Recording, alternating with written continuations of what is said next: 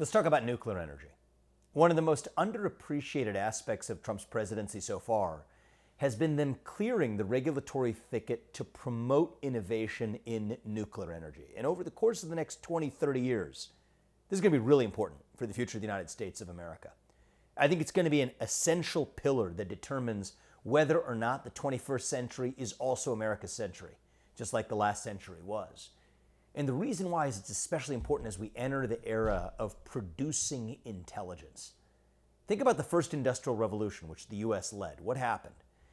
We converted atoms underneath the ground, carbon atoms, into motion, into airplanes and trains and cars that transported people from one place to another at increasingly fast and more efficient speeds. That was the 20th century industrial revolution, and the US led the way.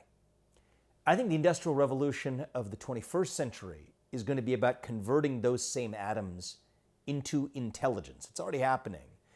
But what that requires is the ability to produce energy at a scale that we have never seen or needed in human history.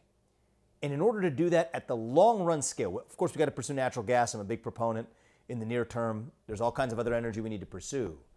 But in the long run, getting to efficient, scalable nuclear fission and then fusion is an essential part of our leadership position. And we got to think outside the box. Quite literally outside of the regulatory box we're in, into regulatory sandboxes that promote innovation in the future. Thinking about areas that may even traditionally have been outside of U.S. jurisdictions, but with close geographic proximity to the U.S., with close deals with the U.S. or U.S.-led companies, creating the kinds of spaces that could transmit data back to the U.S. It's not so much the energy transmission we need, but the data transmission back. Even what role the moon plays in the future. I'll come back to that and discuss that in the future as well. We're in the need of a modern-day Apollo mission for the United States of America. And I think this actually fits the bill as our leadership in nuclear energy. 20, 30 years from now, we may be talking about doing that in the moon, transmit the data back to the U.S., a shared national mission and purpose that brings us together, not just for the sake of exploration, but for the sake of making life more prosperous, more affordable, and I would say even more fulfilling here at home.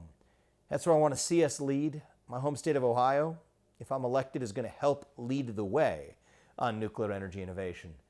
But I want to give credit where credit's due to the federal government, to President Trump and his administration in one area that's been ignored in the loud voices on everything else going on, is leadership in the area of nuclear energy.